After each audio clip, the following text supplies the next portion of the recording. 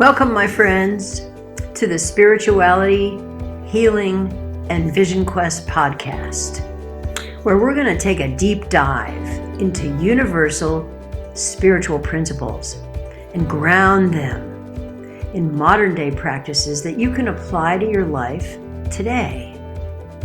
Hi, my name is Beth Berkins, and I want you to know that I am really committed to simplifying ancient wisdom practices. I've been studying them for over 40 years now and inside of them, and I want to give you easy to understand, proven, and reliable keys that are going to unlock true sources of power and healing for you. You're going to walk away from this podcast with some practical tools to create that greater meaning and purpose, that larger purpose that your soul is calling you to. All right, so let's get going on the next episode. Thanks for joining me. Hello, my friend. Beth Berkins here. I'm just so excited to be here with you today. We're going to be talking about one of my favorite topics, one of my favorite healing practices today. And this is, how shamans approach dreams and working with dreams and getting the meaning from dreams and entering into the dream time, as the Aboriginal shamans from the outback in Australia call it. So a few things I want to say about dreams, and then we'll get into some of these beautiful secrets. Did you know that you spend about a third of your life asleep and dreaming? I was stunned when I heard that statistic. Studies have proved this. And that, when you sleep for 8 hours, let's say, in a night, about 2 hours of that time, you're dreaming. And, a dream that you have may last for 5 minutes or 10 minutes, even up to 20 minutes. But, for you, the dreamer, it may feel like it's much, much longer than that. A lot can happen in a compressed amount of time, in the dream time. So I love what the ancient Aztecs had to say about living here on the planet and about dreams. They said that we come to this earth to live is untrue. We come but to sleep, to dream. That's the high regard and understanding that they had about dreams. So continuing, in this vein, there are many, many ancient cultures, not just the Aztecs, that had a strong, strong relationship with dreams and believing, knowing, experiencing that the dreams have a power to actually create healing in our lives. This is where things get really exciting, where we start to heat things up here. You may not know that dream temples were built all over the ancient world.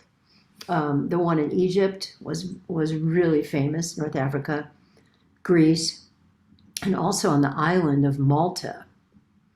And people who were ill or in personal crisis, this was kind of like a mini vision quest in a way.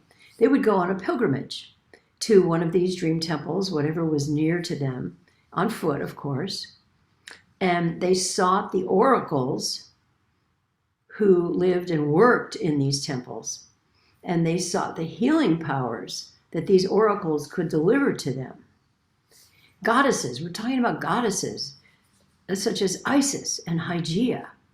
They were famed for their abilities to create healing, to facilitate healing to the people who sought them out in their temples. And I'll tell you, these temples survived for thousands of years in the ancient world. Hippocrates himself, the father of modern medicine, as he's been called, he put together modern medicine practices based on what he learned and experienced of the healing practices in the ancient Greek temples of the goddess Hygeia. Now, I find that really fascinating. I could tell you so much more about that, but let's move into creating a personal relationship with this now, because dreams hold really vast treasure chests of wisdom, I would say. Vast treasure chests of guidance for us. When we know how to work with them, when we know how to invite them in, call them in, put our attention there.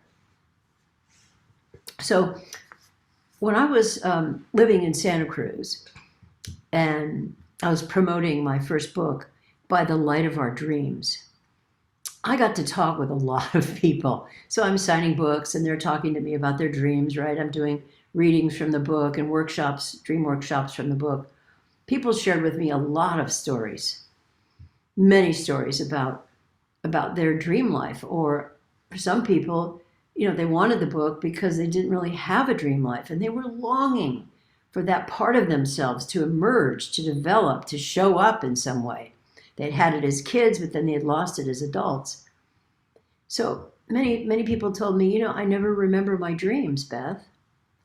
And yet, when I would share with them some powerful shamanic approaches to dream recall, I would hear back from them after a workshop, it works. I can remember my dreams now for the first time in many, many, many years. And I'm so grateful for the dream work techniques, in this book. So, my friend, I'm wondering, what's brought you to this podcast today? Because dreams are one of the great spiritual gifts that we all have access to. And accessing the meaning of the dreams, right? Unfolding that, unpacking that, and then applying that to your life. It can add so much depth, so much meaning, and even healing to your life. So where does this start? It all starts with recalling your dreams. And the question is, how can you remember your dreams? Or how can you improve your dream recall? Setting the intention that you want to remember them, of course, is where you start. This is the first shamanic secret I want to share with you. Where do you start? You've got to set that intention. You've got to want it. But, you may wonder, well, why do dreams even matter? So many of the world's great inventions and creations have come in through dreams. You may not know this, or you may have heard this a long time ago and then forgotten about it. Stephen King, the great novelist, some of his best ideas come through dreams, he says. Marie Curie, the great, great, great inventor of radium. Jack Nicklaus, he improves his golf strokes through things that he dreams about at night. They all receive critical guidance and problem solving in their dreams. And did you know, you remember the periodic table of the elements?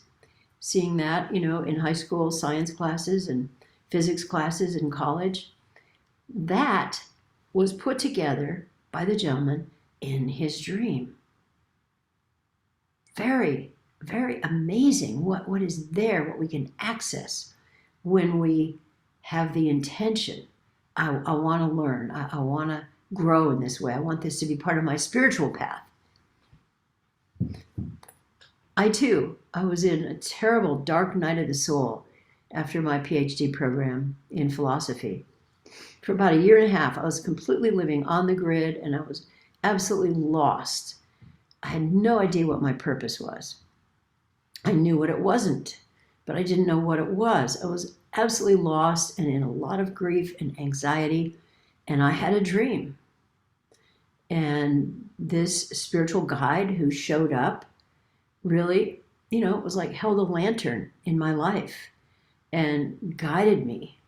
It was a landmark dream, a power dream, guided me forward. So I started to move out of the dark night of the soul. So, what is it for you? Why do dreams matter to you? I invite you to just take a moment right now and reflect. Why do dreams matter to you?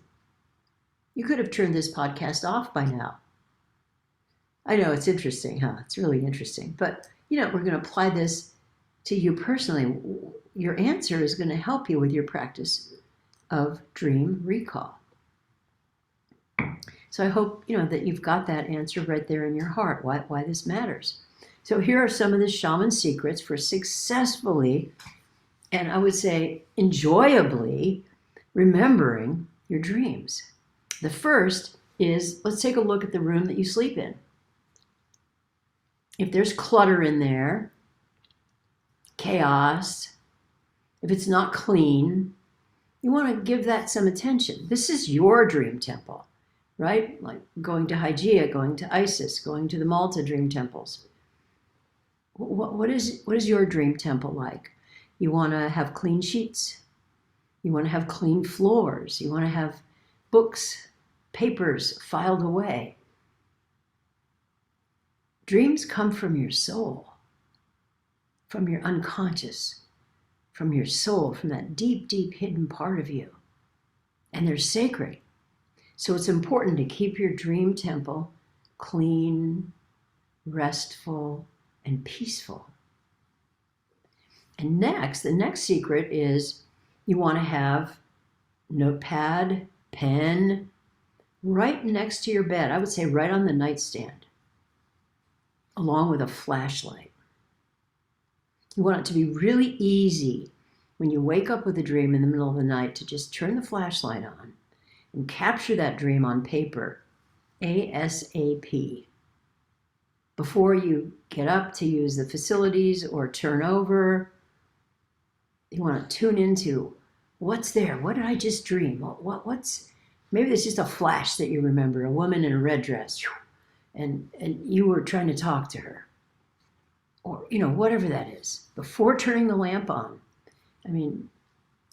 use that flashlight and jot down whatever you can remember, because you will not remember it. You'll think you will, because it's so vivid, so alive, but you won't remember it in the morning.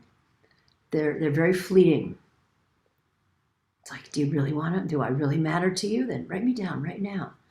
The other secret here, shaman secret, is mindset, intention.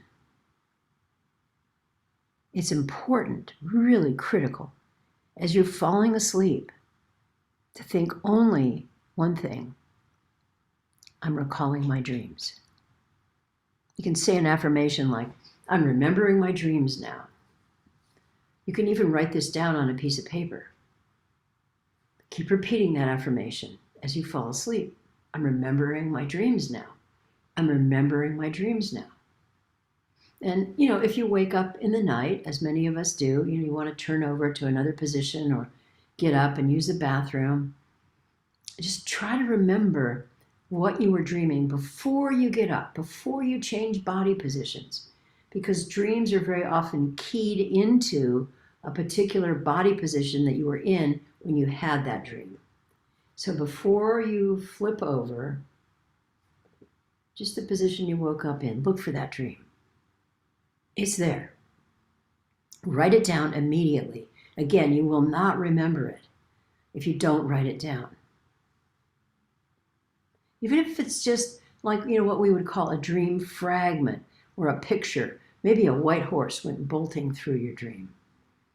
Or there was this beautiful red barn with a white fence around it. Or your mother showed up. Or your father or your grandfather. Whatever image, whatever picture, just write that down and know that that's good enough. That's enough. Don't diss it and think, oh, well, I forgot other stuff. That's okay. This is a starting point. Just start where you are with what you have. Good job. And then when you wake up in the morning, sleep is over, the first thing you want to do is just keep still, keep your eyes closed, whatever position you wake up in, and search your memory bank. See what images are there, what pictures are there, what feelings are there, what smells are there, maybe even what taste is there. Grab a hold of any picture, any color, any feeling, and record it in your journal. Record it on your notepad. And I say to you, good work for getting this far through the podcast. That tells me you are a person who's interested in personal growth and personal transformation. You're my kind of person, right? We're like, 3 or 4% of the population. people who are really interested in this, committed to this. So good work. This is how you start to build a dream practice. You put forth a strong intention. I'm remembering my dreams. I'm recalling my dreams. Your unconscious, your soul is going to hear that intention and begin to reward you with more and more dream content. And once you've got a rhythm going here, and you will get a rhythm going, it's a bit of a discipline. You can do this. You can do this. Recalling, recording. You may want to get some support in understanding these messages, right? Because the dreams are in metaphor most often. What are these dreams communicating to you? So let's talk about that in my next podcast. I would love to share some of these techniques with you. Not to analyze the dreams, but really, what is the message for me? How can I bring the message, to live a freer, fuller, greater, more expanded life? So I'm wishing you all the best on this exciting dream journey that you have launched yourself on. So that's it for today. Thanks for tuning in. I really hope you enjoyed listening to this episode as much as I enjoyed recording it. So any questions, any comments, please feel free to connect with me personally on my website, bethberkins.com. And if you feel guided to, one thing that I do ask is for you to rate the podcast. This way we can reach way more people, and in that way impact more lives, of course. So with that, I'll see you on the next exciting Spirituality and Vision Quest podcast.